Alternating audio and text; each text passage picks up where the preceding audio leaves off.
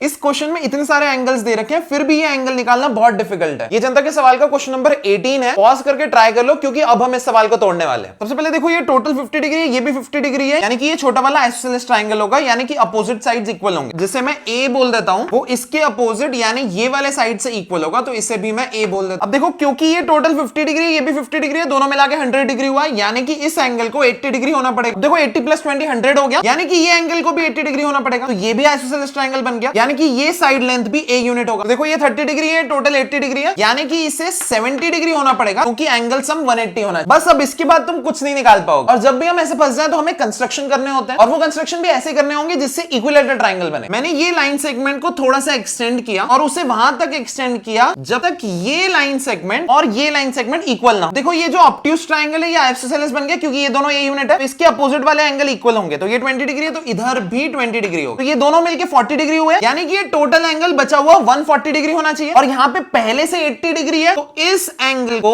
60 degree होना पड़ेगा। अब चलो इन दोनों को ज्वाइन कर देते हैं। अब ध्यान से देखो, ये भी ए यूनिट है, ये भी ए यूनिट है, यानी कि इसके अपोजिट वाले एंगल्स इक्वल होंगे, क्योंकि ये 60 डिग्री है और ये दोनों इक्वल है, तो इन दोनों को भी 60 डिग्री होना पड़ेगा, यानी कि ये टोटल एंगल 60 डिग्री हो गया, तो ये वाला एंगल 30 डिग्री और ये टोटल एंगल 60 डिग्री। चलो अब आगे बढ़ते हैं। अब देखो ये एंगल बाइसेक्टर है, क्योंकि ये 30 डिग्री है, 30 डिग्री है, और इक्विलेटरल ट्रायंगल का एंगल बाइसेक्टर ही परपेंडिकुलर बाइसेक्टर होता है, और परपेंडिकुलर बाइसेक्टर के कोई भी पॉइंट से अगर मैं वर्टाइसेस को ज्वाइन करूं तो वो ऑब्वियसली इक्वल होंगे, यानी कि ये जो एंगल है और ये एंगल है, ये दोनों इक्वल होंगे। देखो वर्टिकली अपोजिट ये 70 डिग्री होगा, ये वाला एंगल को भी 70 डिग्री होना पड़ेगा, टोटल मिला के 180 डिग्री होना चाहिए, यानी कि एक्स वाला एंगल आ गया 40 डिग्रीज। अगर तुम्हारे पास इससे भी इजी मेथड है तो मुझे बता सकते हो, और अगर ऐसी क्वेश्चंस है तो मेरे सबरेडिट r/mathbicep से पोस्ट कर सकते हो या मुझे डीएम कर सकते हो।